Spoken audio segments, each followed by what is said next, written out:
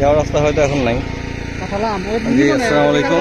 আমরা এখন আছি আপনার হযরতপুর না, কদমতলী রোড, রোহিতপুর। 70% জায়গা ওই যে গাছগুলো দেখতেছেন না, এটা হাউজিং হবে, মানে হাউজিং এর জন্য কিনে রাখছে, মানে আপাতত কোনো রাস্তা থাকবে না ওই জায়গায়। 64% জায়গা এটা আমার নামে, বুঝছেন? আচ্ছা আচ্ছা, আমার শ্বশুর আমার নামে রাখতে ওকে ওকে, বুঝছেন?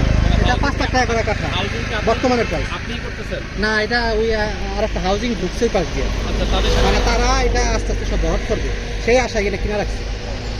ওকে।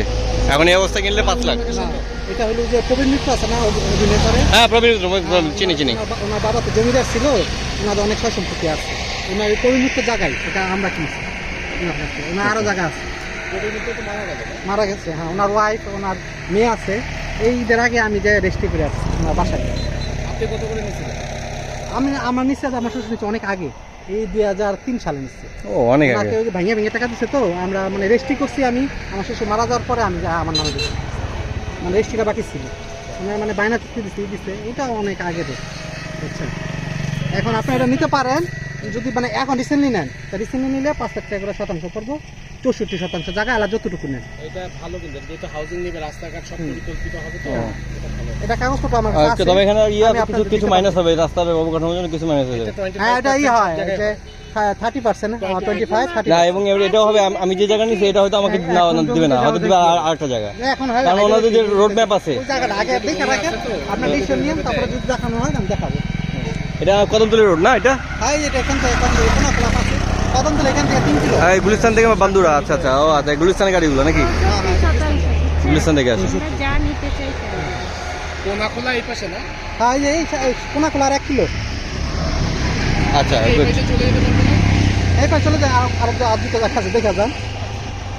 আসছেন, কষ্ট করছেন অনেক। না, না, ঠিক আছে, কারণ fine. এগুলো আপনার মাথা থাকবে না আমাদের জমি বাজেট অনুসারে আপনারা। না, এগুলো যত কভার করা যায়, ঠিক আছে? তাহলে হ্যাঁ, এটা মার্ক কর, লোকেশনটা দিয়ে আমাদের কাউকে দিবেন। আমি আসলে ভিডিওতে আছি তো। হ্যাঁ, মার্ক করছি, এটা মার্ক করতেছি, সমস্যা নেই। আমি শেয়ার করতেছি। কারেন্ট লোকেশনটা লিখেও দিন যদি সম্ভব হয়, মানে কি কোন হাউজিং ঢুকছে এখানে? এখানে ওই মডার্ন না কি জানি নাম আছে, ওই সাইডটা দিচ্ছে, বুঝছো? মডার্ন একটা হাউজিং আছে। অ্যাকচুয়ালি কি মানে এই আমার শ্বশুর মারা যাওয়ার আগে আমি জমি সংক্রান্ত কিছু জানতাম না। আচ্ছা, এখন মারা গেছে, হঠাৎ করে আমার উপর পড়ছে, এই জন্য আমি আস্তে আস্তে অটোমেটিক জানতে হইতেছে। আস্তে আস্তে শিখতেছি, জানতেছি, বুঝছো? কারণ উনি সব বিল করতো, আর ওই যে ওনার ডাইনার ছিল, ওই যে ছিল।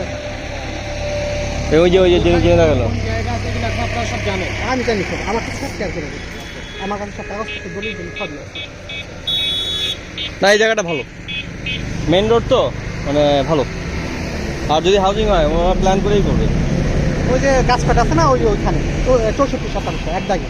না, জায়গাটা শুরু কোথা থেকে? এখান থেকে না, ওই গাছগুলো আছে না, ওই জায়গাটা। আচ্ছা সরি, আমি তাহলে ভুল বললাম। এখান থেকে না। এখান থেকে না, আমি ভুল বলছি। হ্যাঁ। ওই যে আপনার গাছ মাঝখানে। গাছের ওখানে আর কি, গাছের ওখান থেকে। রাস্তা গেছে না, ওইটা মনে হয় হ্যাঁ। রাস্তা গেছে। ওই এতটা ই আছে। ওকে ফাইন, তাহলে যাই হোক, এটা জায়গা হিসাবে কিনছে। কেউ ভুল বুঝবেন না, জমির মূলত জায়গা ওই গাছের ওখান থেকে শুরু হবে, ঠিক আছে? ওকে, এটা একটা মার্ক করলাম।